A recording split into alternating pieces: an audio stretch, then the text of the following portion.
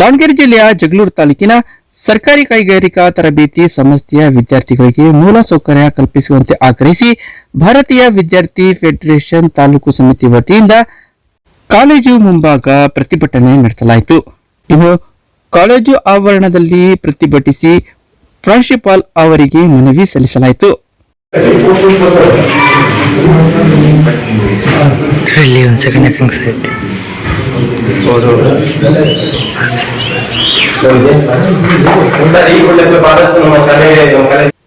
ಇದೇ ವೇಳೆ ಎಸ್ಎಫ್ಐ ಮುಖಂಡ ಅನಂತರಾಜ್ ಮಾತನಾಡಿದವರು, ವಿದ್ಯಾರ್ಥಿಗಳು ಮೂಲ ಸೌಕರ್ಯಗಳಿಲ್ಲದೆ ನರಳುವಂತಹ ಸ್ಥಿತಿ ನಿರ್ಮಾಣವಾಗಿದೆ.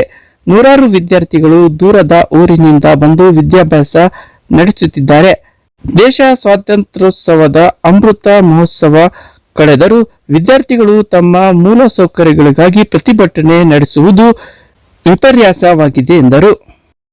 ಇನ್ನು ಕಾಲೇಜಿನ ಗ್ರಂಥಾಲಯದಲ್ಲಿ ಪುಸ್ತಕ ದೊರೆಯುತ್ತಿಲ್ಲ, ಸ್ವಚ್ಛತೆ ಇಲ್ಲ, ಕ್ರೀಡಾ ಸಾಮಗ್ರಿ ಹಾಗೂ ಟೋಲ್ ಕಿಟ್ ವಿತರಣೆ ಮಾಡುತ್ತಿಲ್ಲ. ಈಗ ಕೂಡಲೇ ಕಾಲೇಜಿನ ಅವ್ಯವಸ್ಥೆ ಸರಿಪಡಿಸಿ ವಿದ್ಯಾರ್ಥಿಗಳ ಮೂಲ ಸೌಕರ್ಯ ಒದಗಿಸಬೇಕು ಎಂದು ವಿದ್ಯಾರ್ಥಿಗಳು ಆಗ್ರಹಿಸಿದ್ದಾರೆ. ಈ ಸಂದರ್ಭದಲ್ಲಿ ವಿದ್ಯಾರ್ಥಿ ಮುಖಂಡರಾದ ಬಸವರಾಜ್, ಅರುಣ್, ನಾಗರಾಜ್, ಪ್ರಮೋದ್ ಸೇರಿದಂತೆ ಮತ್ತಿತರರಿದ್ದರು. ಅನೇಕ ಮೂಲಭೂತ ಸಮಸ್ಯೆಗಳನ್ನ ನಾವು ಇವತ್ತು ನೋಡಿದ್ವಿ. ಆ ಸಮಸ್ಯೆಗೆ ಪರಿಹಾರ ಬೇಕಂತ ನಾವು ಹೋರಾಟ ಮಾಡಿದ್ವಿ. ಇವತ್ತು ಸ್ವತಂತ್ರ 20 ಸಾವಿರ ಸಮೇತ ವಿದ್ಯಾರ್ಥಿಗಳು ನಮ್ಮ ಹಕ್ಕುಗಳನ್ನ ಪಡೀಲಿಕ್ಕೋಸ್ಕರ ಇವತ್ತು ಹೋರಾಟ ಮಾಡಬೇಕಂತ ಪರಿಸ್ಥಿತಿ ನಾವು ನೋಡ್ತಾ ಇದ್ವಿ. ಒಂದ್ಸರಿ ಸಾರಿಗೆ ಸಮಸ್ಯೆ ಆಗಿರ್ಬೋದು, ಕುಡಿಯ ನೀರಿನ ಸಮಸ್ಯೆ ಆಗಿರ್ಬೋದು, ಆಮೇಲೆ ಇದು ಹೋರಾಟಿರೋದ್ರಿಂದ ಇಲ್ಲಿ ಒಂದಷ್ಟು ವ್ಯಕ್ತಿಗಳು ಬಂದ್ಬಿಟ್ಟಿದ್ರೆ ಕೂರ್ಬಿಟ್ಟು ಬಾಡಿ ನಿಲ್ಲಿಸಿದಾಗಿರ್ಬೋದು, ಇಲ್ಲಿ ಸಿಸಿ ಕ್ಯಾಮ್ರಾಗಳಿರೋದಾಗಿರ್ಬೋದು, ಈ ಅನೇಕ ಸಮಸ್ಯೆಗಳು ನಾವು ನೋಡ್ತಾ ಇದ್ವಿ. ಯಾಕಂತಂದ್ರೆ ಇಲ್ಲಿ ಕೇಳುವಂತ ಮನಸ್ಥಿತಿಗಳು ನಮ್ಮ ವಿದ್ಯಾರ್ಥಿಗಳಿಲ್ಲ. ನಾವೆಲ್ಲ ಒಗ್ಗಟ್ಟಾಗಿ ಕೇಳೋದ್ರಿಂದ ಮಾತ್ರ ನಮ್ಮ ಶಾಲೆಗಳನ್ನ, ನಮ್ಮ ಕಾಲೇಜುಗಳನ್ನ ನಾವು ಉಳಿಸ್ಕೊಂಡು ಹೋಗ್ಲಿಕ್ಕೆ ಸಾಧ್ಯ. ಇದು ನಮ್ಮ ಸಾಮಾಜಿಕ ಕ್ರಾಂತಿ ಆಗಿರೋದ್ರಿಂದ ನಮ್ಮ ಅಸ್ತಿತ್ವ ಬಂದ್ಕೊಳ್ಬೇಕು. ಎಲ್ಲರೂ ಒಟ್ಟಾಗಿ ನಮ್ಮ ಶಾಲೆಗಳು ಉಳಿಸ್ಕೊಳ್ಬೇಕು. ಆಮೇಲೆ ಶೌಚಾಲಯದಲ್ಲಿ ಕುಡಿಯ ನೀರಿನ ಸಮಸ್ಯೆ ಇದೆ.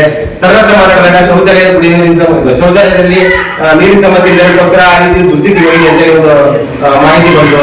ಕುಡಿಯ ನೀರಿನ ಸಮಸ್ಯೆ ಕೇಳಿದಾಗ ಇಲ್ಲಿ ಕುಡಿಯ ನೀರಿನ ಮೋಟರ್ ಕೆಟ್ಟೋಗಿದೆ, ಹಾಗಾಗಿ ನಮ್ಮ ಕಾಲೇಜಿಗೆ ನೀರು ಸರಿ ತಲುಪ್ತಾ ಇಲ್ಲ ಅಂತಂದ್ರು. ಸೊ ಇದು ಯಾವ ವ್ಯಾಪ್ತಿಗೆ ಬರ್ತಾ ಒಂದು ಇಲಾಖೆಗೆ ಸಮೇತ ಒಂದು ಅರ್ಜಿ ಬರೀತೀನಿ ನಾನು. ಅದು ಬರೋ ಸಮೇತ ಇಲ್ಲಿ ಯಾವುದೇ ರೀತಿಯ ಉಪಯೋಗ ಆಗಿಲ್ಲ. ಸೊ ಹಾಗಾಗಿ ಮುಂದಿನ ದಿನಗಳಲ್ಲಿ ಆ ಒಂದು ನಮ್ದೇನು ನೀರು ಸಮರ್ಪಕವಾಗಿ ಜಾರಿಗೆ ಬರಲಿಲ್ಲ, ಇಲ್ಲಿ ಕಾಲೇಜಿಗೆ ಬಂದಿಲ್ಲ ಅಂತಂದ್ರೆ ನಾವು ಮುಂದಿನ ನಾವು ಇಲಾಖೆ ಬಗ್ಗೆ ಒಂದು ಹೋರಾಟ ಮಾಡಬೇಕು. ಆಮೇಲೆ ಶಾಲೆಯಲ್ಲಿರುವಂತಹ ದಾಖಲಾತಿ ಇರುವಂತಹ ಮಕ್ಕಳಿಗೆ ಆ ದಾಖಲಾತಿ ಅನುಗುಣವಾಗಿ ಕಾಲೇಜಲ್ಲಿ ಪೀಠೋಪಕರಣಗಳ ವ್ಯವಸ್ಥಿತವಾಗಿ ಒದಗಿಸ್ಕೊಡ್ಬೇಕು ಅಂತ ಹೇಳಿ ಒಂದು ಬೇಡಿಕೆಗಳನ್ನ ನಾವು ಈ ಎಲ್ಲಾ ಬೇಡಿಕೆಗಳನ್ನ ನೀವು 15 ದಿನಗಳ ನಿಮ್ಮ ವ್ಯಾಪ್ತಿಯಲ್ಲಿ ಏನಾಗುತ್ತೋ